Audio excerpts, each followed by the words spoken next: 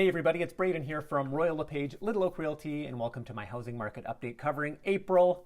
Based off of my calculations, I think we just had the slowest April of the last 20 to 25 years, and I'm about to show you why that is, or at least give you a little bit more analysis and hopefully some insights. So let's jump right into the numbers here. Slowest April in over 20 years, where are all the buyers? Here is what you need to know. Looking at April, a quick market recap. Month over month, there wasn't a ton of change in new listings and sales. New listings was basically flat. Sales were down by 1%, and inventory still building. It was up 10%.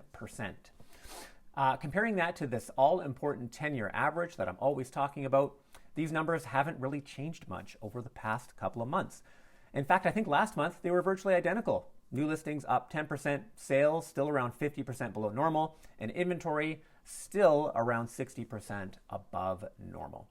So let's jump into a little bit of analysis here. What do I mean when I say the slowest market in the last 20 or 25 years? Well, I'm talking about the sales to actives ratio.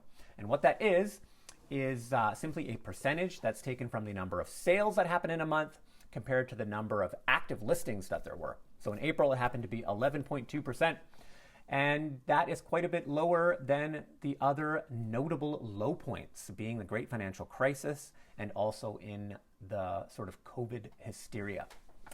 So why is this market so slow? That is a tough question to answer because there's a lot of nuance, but I put together a little bit of information here that just things that jumped out to me. Interest rates, they're still pretty high. They are falling, but they're still pretty high. I think that we will see interest rates continue to fall in the medium term, but in the short term, I think the Bank of Canada is going to stand pat and not drop the rates anymore.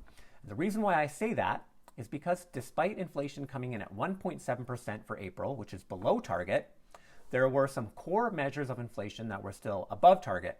And also, the bank is going to be paying attention to economic uncertainty in the United States as it relates to the whole tariff situation, Donald Trump, and also the new government that we have here in Canada. They still need to release their budget, I believe. So there's some things that need to be ironed out there. And I think the Bank of Canada is going to be happy to stand pat and not move rates a bit.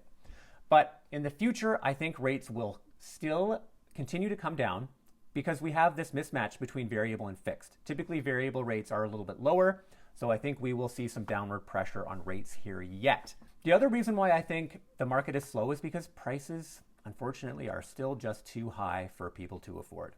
Despite having this mismatched inventory and sales, very low demand, high inventory, prices are still remaining stable. And in order to have more market activity, I think prices simply have to be lower. But why aren't they falling? Well, that's an excellent question.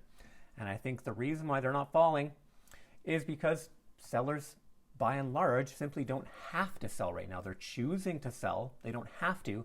And they're happy to sit with higher prices, remain on the market for longer if it means they have an opportunity to get a higher price. Thank you so much for tagging along with me this month. It's always a pleasure to have you with me here, and I hope very much to see you next time. Bye now.